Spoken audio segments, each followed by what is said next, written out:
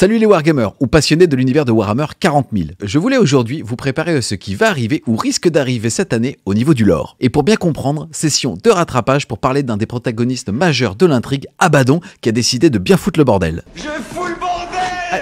Et avant de vous laisser à l'histoire, je vais quand même créditer ma source principale qui est Omnis Bibliotheca, qui est un site qui répertorie énormément d'informations sur l'univers, donc n'hésitez pas à y aller, le lien sera en description. Abaddon le fléau. L'archi-hérétique, dont le nom est synonyme de malédiction sur plus d'un millier de mondes. Il était jadis le commandant de la première compagnie, des Luna Wolf, un guerrier vaillant et loyal, comme la Grande Croisade en avait fabriqué. L'empereur rendit hommage à la Légion et la rebaptisa Son of Horus. Mais lorsque l'hérésie éclata, il devint clair que la loyauté d'Abaddon allait à son primarque. Il prit part à l'hérésie, se battant au premier rang et contribua à détruire ce qu'il avait autrefois aidé à conquérir au nom de l'empereur. Abaddon était le favori d'Horus, et l'on raconte même qu'il s'agirait de son fils cloné. Lorsque vint l'ultime combat de l'hérésie, Abaddon se tenait à l'autre bout de la barge d'Horus, mais il sentit le cri psychique d'agonie de son chef résonner dans le warp et sombra dans la démence. Il se fraya un chemin jusqu'à la passerelle du vaisseau et trouva le corps sans vie de son bien-aimé maître, puis il arracha sa griffe éclair et l'adopta comme emblème.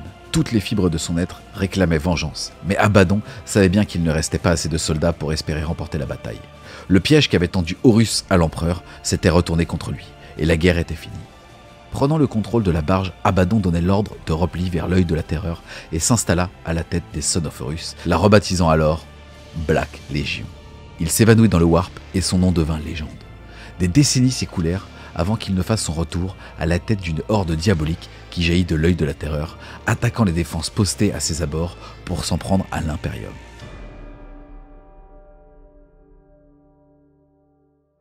Abaddon a depuis conduit 11 nouvelles croisades. Certaines n'ont été que des raids féroces, d'autres ont embrasé des secteurs entiers, fauchant la vie de millions de soldats impériaux. Sur Makan, il alimenta davantage la haine des Blood Angels par ses massacres et la profanation de leur chair.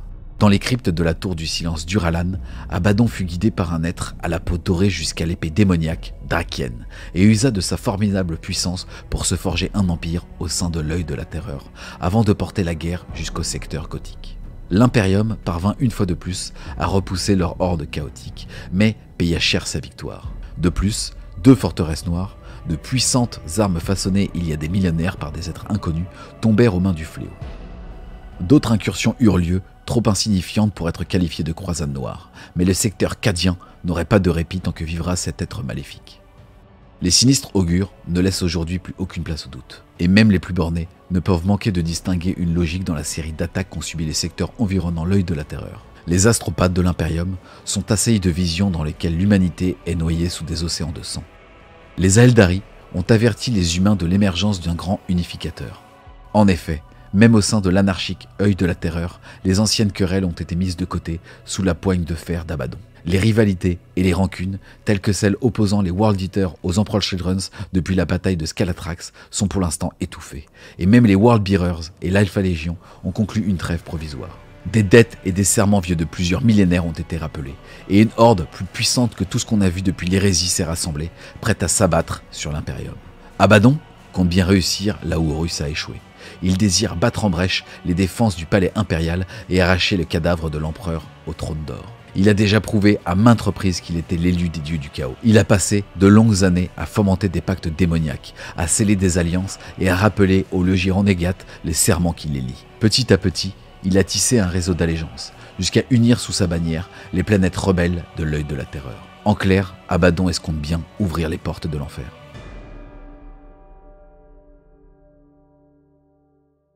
Abaddon était certain de parvenir un jour ou l'autre à briser les défenses du système cadien et à s'aventurer dans le segmentum solar à la tête d'une armada. Toutefois, conduire une invasion à travers les étoiles jusqu'à Terra est une toute autre affaire. Une telle attaque susciterait l'intervention de tant de chapitres de l'Adeptus Astartes qu'elle serait forcément ralentie, voire stoppée net. Aussi tentante que soit l'éventualité d'une guerre d'usure contre l'Imperium, Abaddon ne pouvait pas se permettre de s'engager sur une voie aussi longue et hasardeuse. Au lieu de cela, il comptait faire peser toutes ses forces contre la porte cadienne. Il espère que ses guerriers commettront de tels ravages que ses alliés démoniaques seront en mesure de pénétrer dans l'univers matériel, car leurs incarnations pourront se nourrir de la rage et de la destruction occasionnées par les combats. C'est pour cette raison que la destruction des monolithes de pierre noire qui constellent la surface de Cadia était une priorité pour Abaddon.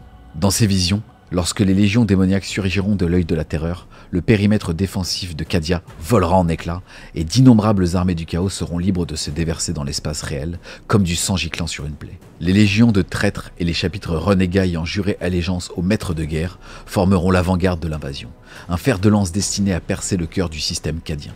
Abaddon se soucie peu des pertes qu'il subira. Son seul but est de verser suffisamment de sang afin d'invoquer ses hostes démoniaques. Il mettra à l'œuvre cette stratégie sur chaque planète, se rapprochant peu à peu de Terra, à la tête d'une force gigantesque de Space Marines du chaos, soutenue par des hordes de créatures du Warp. Au fur et à mesure que le chemin sanglant progressera à travers l'Imperium, la dévastation qu'il laissera dans son sillage permettra aux êtres les plus puissants, comme les primarques démons, de se manifester dans l'univers réel en se sustentant de carnage provoqué par les armées d'Abaddon. Une fois Cadia réduite à l'état de ruine, l'œil de la terreur s'étendra sous l'influence du chaos et suivra la progression de la 13e croisade noire jusqu'à atteindre Terra.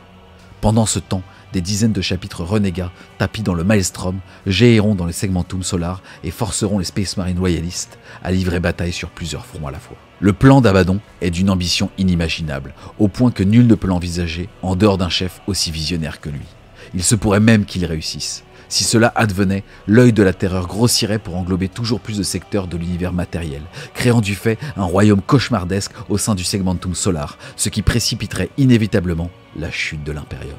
Les hauts seigneurs de Terra vivent dans la crainte constante que le plan d'Abaddon porte leurs fruits, si bien qu'ils envoient autant d'armées que possible vers la porte cadienne. Quelle que soit la tournure des événements, une seule chose est certaine, il n'y aura que la guerre.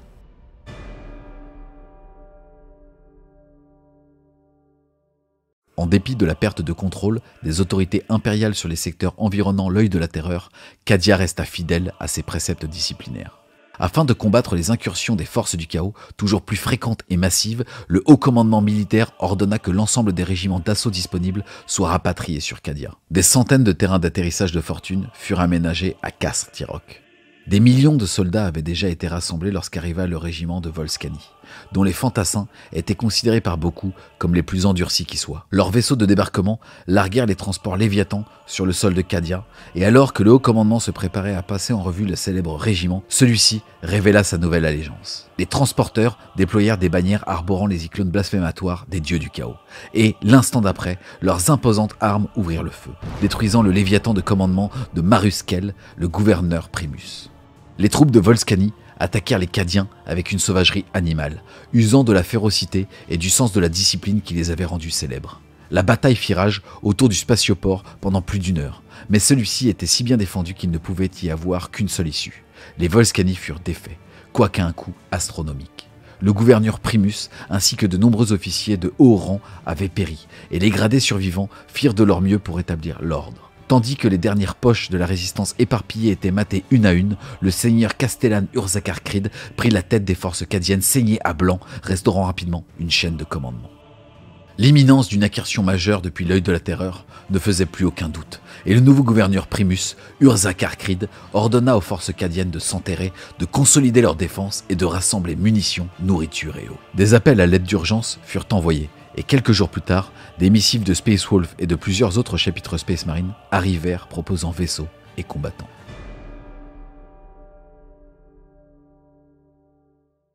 Abaddon débuta sa dernière attaque contre Cadia, et notamment sur le dernier bastion majeur de la planète, Karskraf. S'opposant à lui se trouvaient les défenseurs impériaux restant sous le commandement de Creed, composés de troupes d'assaut cadiennes.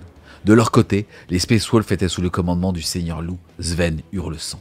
La 4e compagnie des Dark Angels sous les ordres de Korahil, les Black Templars de la croisade Cruxis dirigés par le sénéchal Marius Almaric, les sœurs de bataille de l'ordre de Notre-Dame des Martyrs sous le commandement de la chanoinesse Geneviève et Eleanor, et pour finir, les chevaliers impériaux de la maison Raven par la baronne Vardus.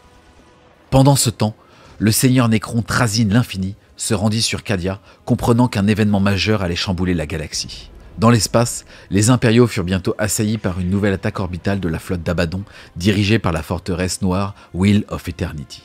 La forteresse avait la capacité de détruire des planètes, et les boucliers défensifs inférieurs de Cadia semblaient voués à l'échec. Ainsi, les Space Wolves prévoyaient de mener une opération suicide dans l'espace pour détruire la forteresse noire, tandis que le Mechanicus sur Terra tentait frénétiquement de réparer les boucliers planétaires. Grâce à la discrète aide de Trazyn l'Infini, les boucliers furent restaurés et le Wheel of Eternity tenu en échec, forçant alors Abaddon à mener une invasion planétaire sous le commandement du prince démon de Khorne, Urkantos, afin de détruire le générateur des boucliers. En parallèle, l'archimagos connu sous le nom de Belisarius Cawl fut contacté par l'arlequin Silandry afin d'enquêter sur une planète abandonnée depuis longtemps suite à la dévastation de la 4e croisade noire d'Erian V.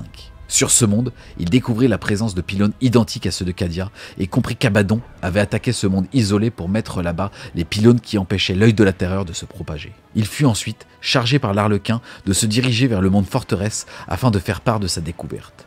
Les impériaux de Cadia reçurent également des renforts sous la forme du Phalanx, l'immense forteresse spatiale des Imperial Fist, sous le commandement du capitaine Thor Caradron, maître de la 3e compagnie, qui venait de vaincre une invasion du chaos à son bord.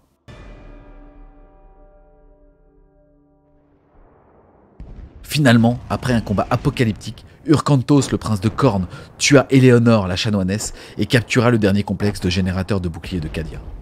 Cependant, grâce aux machinations de Trazyn, qui grâce à sa technologie retourna les chars du chaos contre leurs alliés, et l'apparition soudaine de Sainte Célestine à la tête d'une vaste force de sœurs de bataille, Creed put mener une contre-offensive. Célestine ressuscita la chanoinesse et ensemble vainquirent Urkantos. Quant aux phalanx des Imperial Fils, il parvint à mettre hors d'état de nuire la forteresse noire, aidé par les Space Wolves de Hurle-Sang qui se sacrifièrent en désactivant les boucliers du Wheel of Eternity. La flotte du chaos dut se replier, mais Abaddon n'avait pas dit son dernier mot, conscient que sa défaite sur Cadia signerait la fin de toute prochaine tentative d'écraser l'Imperium. Arrivé sur Cadia avec une flotte du Mechanicus, Cawl rejoignit la surface et informa le haut commandement impérial des intentions d'Abaddon: détruire les pylônes de la planète afin que l'œil de la terreur puisse s'étendre et engloutir la galaxie. Après cette réunion, Cawl alla étudier dans les entrailles du monde forteresse les pylônes et rencontra Trazyn qui lui offrit son aide pour activer ses antiques constructions. Alors que Cawl et Trazyn commencèrent à modifier les pylônes dans les tunnels, Abaddon débutait un nouvel assaut. Les forces du chaos firent face à une forte résistance face à Célestine et les sœurs de bataille. Pendant ce temps, cherchant à décapiter le commandement impérial, Abaddon se téléporta dans la tour de commandement de Creed avec ses terminators du chaos. Creed parvint à s'échapper in extremis grâce au sacrifice de son compagnon Jaran Kell.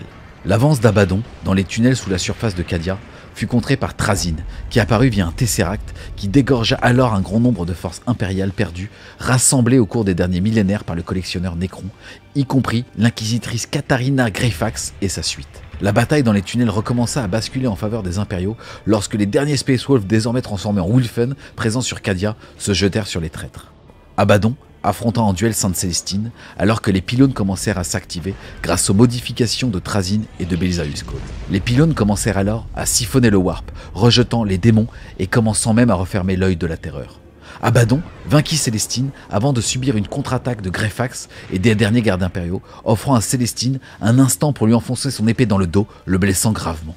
Abaddon, blessé, fut forcé de se téléporter sur son vaisseau amiral, le Vengeful Spirit.